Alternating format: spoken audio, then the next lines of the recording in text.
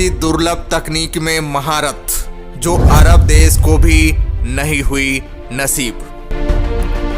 अब भारत कचरे से निकालेगा ऐसा दुर्लभ खजाना जो अरब देश को कर देगा कंगाल। इस तकनीक को देखकर जापान की भी बोलती हो गई है बंद। भारत की इस ताकत के आगे कांप उठा पूरा का पूरा अरब देश। दरअसल दोस्तों, भारत को ऐसी ऐसी दुर्लभ तकनीक मिलती जा रही है जो दूसरे देशों को कभी नसीब भी नहीं हुई, और ये सब भारत के आत्मनिर्भरता की वजह से संभव हो पा रहा है, क्योंकि भारत की सभी सरकारी से लेकर प्राइवेट कंपनियां भारत को आत्मनिर्भर बनाने के लिए अपना सारा बल झोंक दे रही हैं। और तो और जब से मोदी सरकार आई है उसके बाद से प्राइवेट कंपनियों की किस्मत ही पलट गई है। साथ ही साथ भारत भी दुनिया में अपना अलग ही पहचान बना लिया है। आज वो वक्त है जब पूरी दुनिया भारत की कामयाबी का लोहा मानती है। आज भारत ऊर्जा के क्षेत्र में बड़े शिद्दत से जुट गया है, क्योंकि ये ऐसी ताकत है जिसके बदौलत पूरी दुनिया पर हुकूमत किया जा सकता है। जैसा कि हम सब जानते हैं कि इसी ताकत के बल पर अरब देश और रूस अपनी दादागिरी दिखाते हैं, लेकिन भारत इनकी दादागिरी पर लगाम लगाने जा रहा है। अब आलम यह है कि भारत ऐसी दुर्लभ तकनीक का इस्तेमाल करके कचरे से, पेट्रोल डीजल से भी दुर्लभ खजाना निकालने जा रहा है। इस तकनीक को देखकर पूरा जापान दंग रह गया है। अब कंफर्म हो गया है, भारत लगाएगा पेट्रोल डीजल पर बैन। अरब देश की बजने वाली है बैंड। दरअसल दोस्तों, इस समय पूरी दुनिया पेट्रोल डीजल के दूसरे ऑप्शन ढूंढ रही है, क्योंकि पूरी दुनिया में प्रदूषण इस कदर बढ़ गया है कि इंसानों का जीवन खतरे में है। साथ ही साथ धरती भी इतनी घायल हो गई है कि रिकवर होना नामुमकिन है। और तो और पेट्रोल डीजल का किंग बना बैठा अरब देश आए दिन अपनी मनमानी करता रहता है। पेट्रोल डीजल की कीमत में फेरबदल करता रहता है, जिससे पूरी दुनिया को महंगाई का सामना करना पड़ता है, क्योंकि पूरा ट्रांसपोर्ट इसी के सहारे चलता है। लेकिन भारत ने इसका भी तोड़ ढूंढ लिया है। पेट्रोल डीजल का भी बाप बनाने में महारत हासिल कर ली है। अब भारत कचरे से स्वच्छ ईंधन बनाने की तकनीक ढूंढ ली है। ये ऐसा दुर्लभ खजाना होगा जो कभी खत्म नहीं हो सकता। पेट्रोल डीजल तो खत्म हो सकते हैं, अगर ये एक बार खत्म हो गए तो इनके बनने में कई वर्षों का समय लग जाता है। अब भारत ग्रीन एनर्जी या ग्रीन फ्यूल की तरफ अपना बड़ा कदम उठा लिया है। ग्रीन एनर्जी जैसे green hydrogen, CNG, biodiesel Bharat में अब बड़े धड़ल्ले से बनाए जा रहे हैं, क्योंकि आने वाला समय इन्हीं का मोहताज होने वाला है। पूरा ट्रांसपोर्ट इन्हीं से चलने वाला है। अब मेन खबर की ओर आते हैं। दरअसल दोस्तों, फाइनली भारत ने अपने ऑयल इंपोर्ट को कम करने के लिए एक बड़ा स्टेप ले लिया है, जिसके बाद भारत में ऑयल एक्सपोर्ट कर रहे देश, चाहे वो रसिया हो या अरब देश हो, सबकी सांसें ऊपर नीचे होनी शुरू हो चुकी है। बड़ी खबर यह है कि भारत में बायोफ्यूल्स बनाने के लिए अब गवर्नमेंट एजेंसियां भी खुद काम करना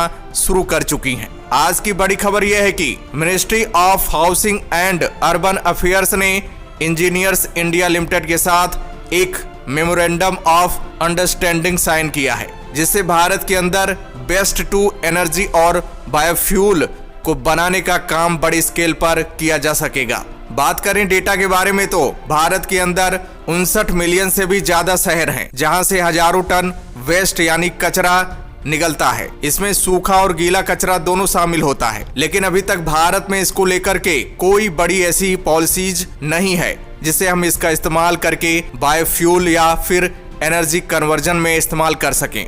लेकिन इस मेमोरेंडम ऑफ अंडरस्टैंडिंग के बाद देश के अंदर इस प्रोजेक्ट को भी एक इम्पोर्टेंट प्रोजेक्ट की तरह ट्रीट किया जाएगा। इनिशियल फेज में गवर्नमेंट यहाँ पर 10 लाख से ज्यादा शहरों को टारगेट कर चुकी है, जहां से इस वेस्ट यानी कचरा को कलेक्ट किया जाएगा और उससे बायोफ्यूल को बनाने का काम किया जाएगा।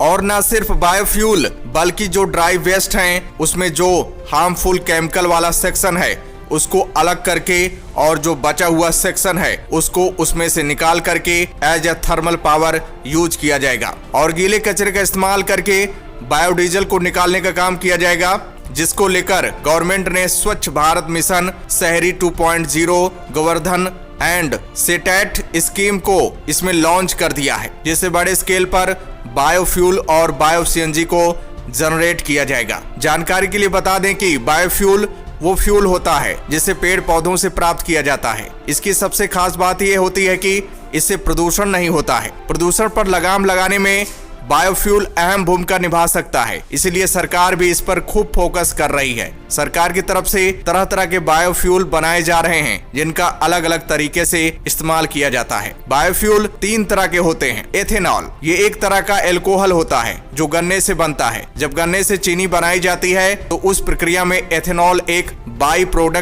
प्रोडक्ट की तरफ पैदा होता है। ये वही एथेनॉल है जिससे पेट्रोल में मिलाया जा रहा है। उसके बाद है बायोडीजल। वहीं बायोडीजल को ऐसे पेड़ पौधों से बनाया जाता है जिसमें तेल होता है। जेट्रोफा इसका एक अच्छा उदाहरण है। इससे तेल बनाया जाता है और फिर उससे बायोडीजल बनाया जाता है। बायोडीजल का इस्तेमाल डीजल में मिक्सिंग के लिए होता है, जिससे बड़े बड़े ट्रक चलते हैं। उसके बाद है बायोजेट फ्यूल। ये वही फ्यूल है जिसका इस्तेमाल जहाज में किया जाता है। यही नहीं, अब तो सीएनजी और ग्रीन हाइड्रोजन भी बनाए जा रहे हैं। सीएनजी की बात करें तो सीएनजी एक प्रकार की गैस होती है जिसमें मीथेन गैस पाई जाती है, जिसे डीजल और पेट्रोल के स्थान पर भी इस्तेमाल किया जा सकता है। इस गैस की खास बात यह है कि इस गैस के द्वारा पर्यावरण को ज्यादा नुकसान नहीं होता है। सीएनजी का संक्षिप्त नाम है, सीएनजी का पूरा नाम होता है कंप्रेस्ड नेचुरल गैस। इसकी तुलना हवा से करें तो ये हवा की तुलना में बहुत ही हल्की गैस होती है। ये इन्वायरमेंट इको फ्रेंडली होती है। वहीं ग्रीन हाइड्रोजन पूरी तरह से स्वच्छ ईंधन है, जिससे न के बराबर प्रदूषण फैलता है। इसमें कार्बन डाइऑक्साइड के स्थान पर जल निकलता है। जब पानी से बिजली गुजारी जाती है तो पानी से हाइड्रोजन और ऑक्सीजन अलग हो जाते हैं। इस तरह हमें ग्रीन हाइड्रोजन प्राप्त होता है। मेन खबर में आगे बढ़ते हुए आपको याद होगा कि पिछले साल 2022 में भारत के प्रधानमंत्री नरेंद्र मोदी ने इंदौर में एशिया के सबसे बड़े सॉलिड वेस्ट बेस्ड काऊ डंक प्लांट का इनॉग्रेशन भी फरवरी के महीने में किया था, जिसमें लगभग 19,000 केजी बायो सीएनजी गैस बनाने का काम किया जा रहा है। और कुछ ही समय में सरकार इसमें कई IITs को भी शामिल करेगी, जिससे इन मेथड को डिस्कवर करने में मदद मिल सके, ताकि हम एनर्जी को बड़े पैमाने पर इस्तेमाल कर सकें और हमारी ऑयल डिपेंडेंसी धीरे धीरे कम की जा सके। फिलहाल गवर्नमेंट की तरफ से लिए गए डिसीजन के बारे में आपका क्या कहना है, कमेंट्स में जरूर बताइएगा। दोस्तों, वीडियो को लाइक करिएगा, शेयर भी कीजिएगा। तो दोस्तों, जय हिंद, जय भारत।